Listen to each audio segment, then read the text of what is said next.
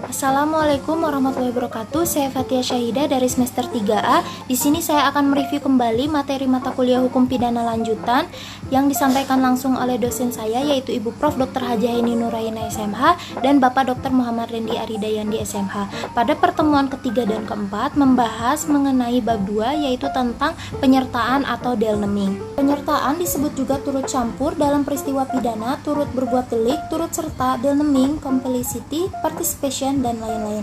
Pengaturan penyertaan secara umum diatur dalam buku 1 bab 5 KUHP pasal 55 sampai 62. Sedangkan secara khusus tersebar dalam buku 2 KUHP, buku 3 KUHP, dan beberapa peraturan di luar KUHP atau tindak pidana khusus. Pengertian penyertaan adalah apabila suatu tindak pidana terlibat lebih dari satu orang atau beberapa orang melibatkan diri dalam satu tindak pidana. Adapun bentuk-bentuk penyertaan, yang pertama ada Z the head plegen atau pleger yang melakukan, yang kedua Z the head don't plegen yang menyuruh melakukan, yang ketiga ada Z the head made plegen yang turut serta melakukan, yang keempat Z the head unlocking yang membujuk atau menggerakkan, dan yang kelima ada Z the head made flag yang membantu melakukan. Penggolongan penyertaan menurut KUHP ada dua, yaitu golongan pelaku bentuk 1 sampai bentuk 4, yaitu bukan pelaku tindak pidana tetapi pertanggungjawaban pidananya disamakan dengan pelaku. Yang kedua yaitu golongan pembantu bentuk 5, yaitu diatur dalam pasal 56 dan pasal 57 KUHP. Sedangkan menurut doktrin, yang pertama ada zelfstandig vormen van delneming, yaitu bentuk penyertaan yang berdiri sendiri, artinya pelaku bertanggung jawab sendiri-sendiri atas perbuatannya, yaitu bentuk 1 sampai dengan bentuk 3. Yang kedua onzelfstandig vormen van delneming, yaitu bentuk penyertaan yang pertanggungjawaban pesertanya bergantung pada perbuatan peserta lainnya sebagai perbuatan yang dapat dihukum, yaitu bentuk 4 dan bentuk 5. Bentuk ke-1, pleger atau deder ini dapat dikategorikan sebagai pelaku tunggal atau dapat juga sebagai pelaku jamak. Atas dasar itu ada dua pandangan. Pandangan pertama yaitu pandangan yang luas, pelaku adalah tiap orang yang menimbulkan akibat yang memenuhi rumusan delik, yaitu pasal 55 KUHP.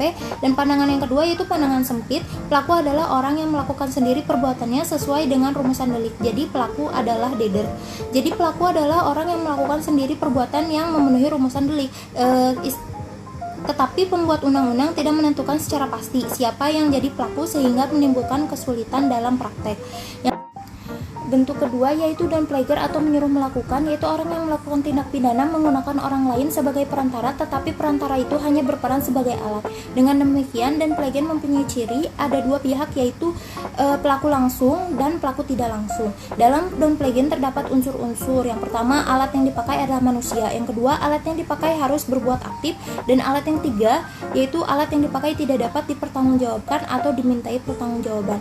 Penyebab tidak dapat dimintai pertanggungjawaban pidana terhadap orang yang disuruh adalah karena orang tersebut hanya berperan sebagai alat atau pelaku material yang didasarkan pada tidak sempurna pertumbuhan jiwanya, adanya keadaan yang memaksa, ada perintah jabatan yang tidak sah, adanya kekeliruan atau pemalsuan, dan yang terakhir ada tidak mempunyai maksud untuk melakukan kejahatan seperti disyaratkan dalam undang-undang.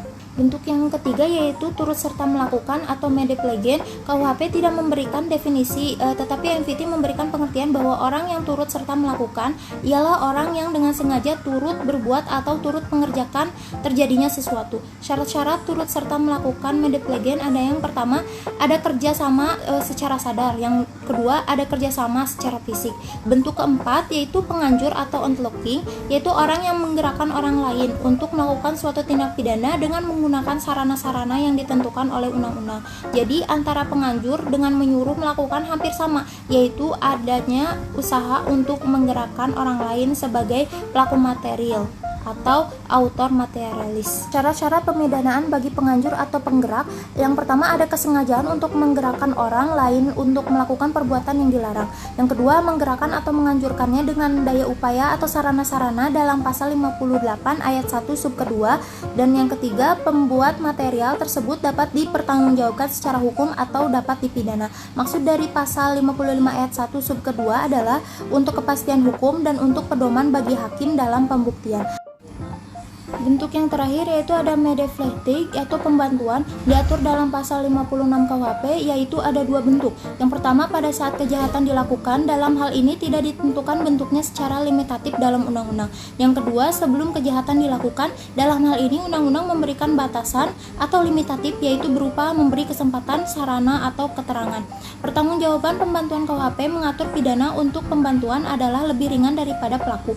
Menurut pasal 57 ayat 1 dan ayat 2 yaitu maksimum pidana pokok dikurangi sepertiga, dan apabila kejahatan diancam pidana mati atau pidana seumur hidup, pidananya adalah 15 tahun.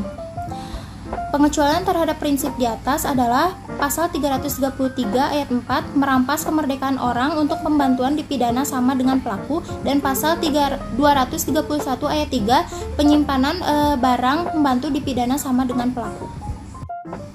Selanjutnya ada penyertaan dengan kealpaan atau culpos deneming. Tindak pidana disebabkan karena kealpaan pada prinsipnya tidak dapat dipidana karena tidak mempunyai unsur kesengajaan. Mungkin penjelasan bab 2 cukup sekian dari saya. Apabila banyak kesalahan mohon dimaafkan. Wabillahi taufiq wal hidayah. Wassalamualaikum warahmatullahi wabarakatuh. Terima kasih.